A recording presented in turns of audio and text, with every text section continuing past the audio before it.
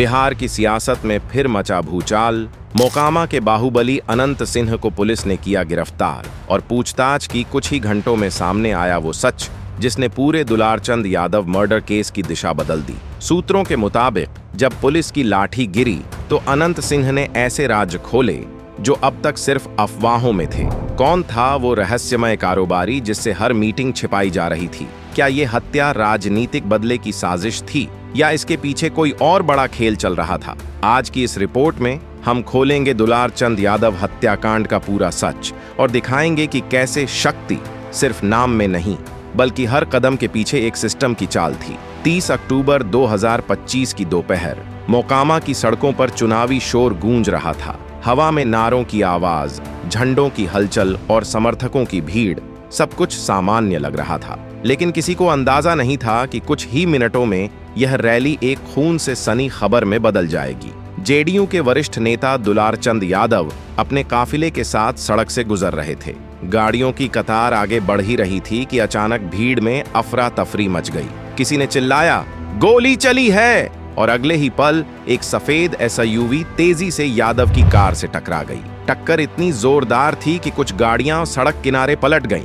Police जब मौके पर पहुंची तब तक यादव गंभीर रूप से घायल थे। भीड़ चारों तरफ फैली थी, मोबाइल कैमरे ऑन थे और अफवाहों का बाजार गर्म हो चुका था। कुछ लोग कह रहे थे यह तो साफ मर्डर है, जबकि पुलिस शुरुआती रिपोर्ट में इसे सड़क दुर्घटना बताने की कोशिश कर रही थी। लेकिन जो चश्मदीद थे उनकी आंखों में डर और यकीन दोनों था। यह एक्सीडेंट नहीं, पहले से प्लान किया गया हमला था। यहीं से कहानी ने अपना सबसे खतरनाक मोड़ लिया। मोकामा बिहार के उस इलाके का नाम जहां राजनीति केवल वोटों की गिनती नहीं बल्कि असर और डर की कहानी भी है। यह इलाका दशकों से बाहुबल और राजनीति के संगम के लिए जाना जाता रहा है। यहाँ का हर चुनाव, हर पंचायत एक संघर्ष बन जाता है, असर, इज्जत और बदले का। इसी मोकामा में दो नाम हमेशा सुर्खियों में रहे, दुलारचंद यादव और अनंत सिंह। दोनों अपने अपने गुटों के सबसे प्रभावशाली चेहरे माने जाते थे।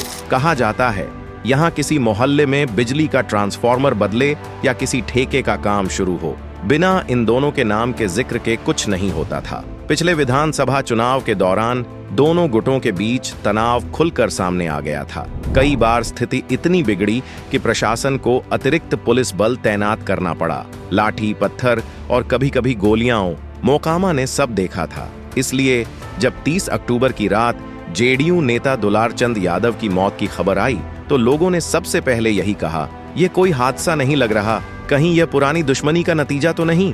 घटना के बाद सोशल मीडिया पर अफवाहों की बाढ़ आ गई। कई पोस्ट्स में सीधे अनंत सिंह का नाम लिया गया। शुरू में पुलिस ने इसे अफवाह बताया, लेकिन जब विपक्षी नेताओं ने प्रेस कॉन्फ्रेंस की और कुछ स्थानीय वीडियो सामने आए तो मामला गंभीर हो गया। 1 नवंबर की सुबह क्राइम ब्रांच की विशेष टीम को जांच सौंपी गई। टीम ने सबसे पहले सीसीटीवी फुटेज खंगाले। करीब 6 घंटे की रिकॉर्डिंग देखने के बाद एक सुराग मिला, एक काली एसयूवी जो यादव के काफिले के ठीक पीछे चल रही थी। फुटेज साफ नहीं थी, लेकिन वाहन का नंबर ट्रैफिक सर्विलांस सिस्टम से ट्रेस किया गया और वह एक व्यक्ति के नाम पर निकला जो अनंत सिंह के रिश्तेदार बताए जाते हैं। पुलिस ने तत्काल उस व्यक्ति से पूछताछ की और फिर अनंत सिंह को समन भेजा गया। पहली पूछताछ में उन्होंने कहा, हमारा इससे कोई लेना देना नहीं है, ये सब राजनीति का खेल है। लेकिन जांच में जब एसयूवी की तस्वीरें, कॉल रिकॉर्ड और बैंक लेन देन सामने रखे गए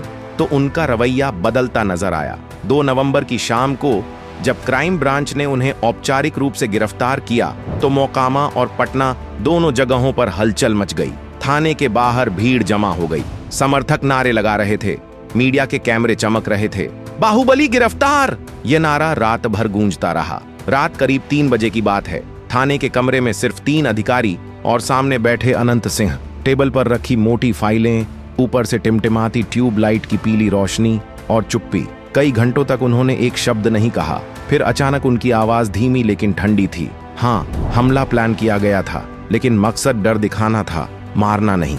ये कथन किसी आधिकारिक दस्तावेज में दर्ज नहीं है, ये सिर्फ सूत्रों के हवाले से मिली जानकारी है। पुलिस ने इस स्वीकारोक्ति की न तो पुष्टि की न खंडन, लेकिन इतना जरूर हुआ कि उस एक रात की पूछताछ ने बिहार की राजनीति में भूचाल ला दिया। अदालत ने अगले दिन अनंत सिंह को 14 दिन की न्यायिक हिरासत में भेज दिया। साथ ही उनके 2 सहयोगियों, एक ड्राइवर और एक स्थानीय कॉन्ट्रैक्टर को भी हिरासत में लिया गया। पुलिस ने बताया कि गिरफ्तारी प्रारंभिक साक्ष्यों, फुटेज और गवाहों के बयानों पर आधारित है। इसके बाद जांच का दायरा और बढ़ाया गया। क्राइम ब्रांच ने घटना के रूट पर मौजूद हर सीसीटीवी कैमरे, पेट्रोल पंप और ट्रैफिक गेट की रिकॉर्डिंग मांगी। साथ ही मोबाइल टावर लोकेशन और कॉल डिटेल्स का मिलान शुरू हुआ।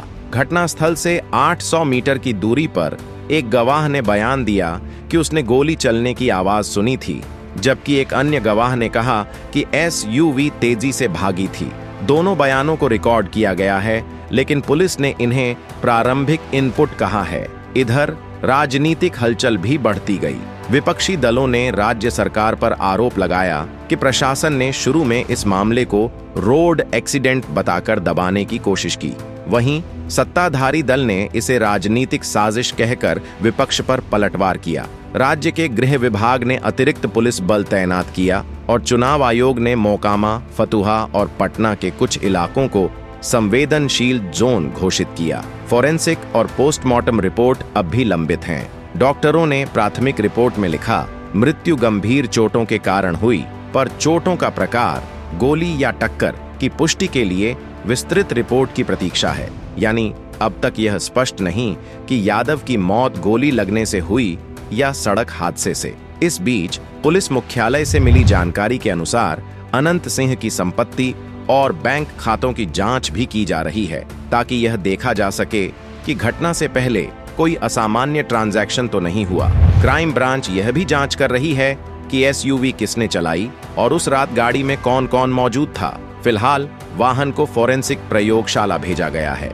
मोकामा के स्थानीय इलाकों में अब माहौल शांत है, लेकिन तनाव अभी भी महसूस होता है। लोगों की बातचीत में सिर्फ यही चर्चा, क्या सच में अनंत सिंह फंसे हैं या ये सब राजनीति का हिस्सा है? बाहुबली नेता के समर्थक इसे राजनीतिक साजिश कह रहे हैं। उनका दावा है कि चुनाव से ठीक पहले की गई यह गिरफ्तारी उनके प्रभाव को कम करने की कोशिश है। दूसरी ओर विपक्षी नेताओं ने कहा, यह कानून की जीत है, जो भी दोषी होगा उसे सजा मिलेगी, चाहे वह कितना भी बड़ा नाम क्यों ना हो। राजधानी पटना में क्राइम ब्रांच के दफ्तर पर मीडिया का जमावड़ा बना हुआ है। हर दिन नए खुलासों की संभावना में रिपोर्टर तैनात रहते हैं। कुछ राष्ट्रीय चैनल इस केस को बिहार की सबसे चर्चित राजनीतिक हत्या बता रहे हैं, जबकि आधिकारिक तौर पर पुलिस अब तक इसे संदिग्ध मृत्यु कह रही है। 3 नवंबर को पुलिस प्रवक्ता ने बयान जारी किया, जांच अभी प्रारंभिक चरण में है, किसी भी निष्कर्ष पर पहुंचना जल्दबाजी होगी। फोरेंसिक रिपोर्ट, कॉल डिटेल और बैंक ट्रांजैक्शन का विश्लेषण चल रहा है। साथ ही न्यायालय ने पुलिस को 14 दिनों के भीतर प्रारंभिक रिपोर्ट प्रस्तुत करने का निर्देश दिया है। अगर रिपोर्ट में पर्याप्त साक्ष्य मिलते हैं तो आरोप पत्र दाखिल किया जाएगा, अन्यथा जांच को और बढ़ाया जाएगा। सूत्रों के मुताबिक क्राइम ब्रांच ने इस केस में 9 लोगों से पूछताछ की है, जिनमें स्थानीय व्यापारी, ड्राइवर और कुछ राजनीतिक कार्यकर्ता शामिल हैं। कुछ मोबाइल डेटा से यह भी संकेत मिला है कि वारदात से पहले कुछ संदिग्ध कॉल्स मोकामा से पटना के बीच हुए थे। राजनीतिक विश्लेषक अब इस केस को बिहार की सत्ता संरचना की परीक्षा बता रहे हैं। विशेषज्ञों का मानना है कि यह मामला आने वाले महीनों में बिहार की राजनीति पर बड़ा असर डाल सकता है। मोकामा एक बार फिर सियासत के केंद्र में है। अब सबकी निगाहें न्यायालय और जांच एजेंसियों पर हैं। अगर रिपोर्ट जानकारीपूर्ण लगी हो तो लाइक, शेयर और सब्सक्राइब करें। जय हिंद।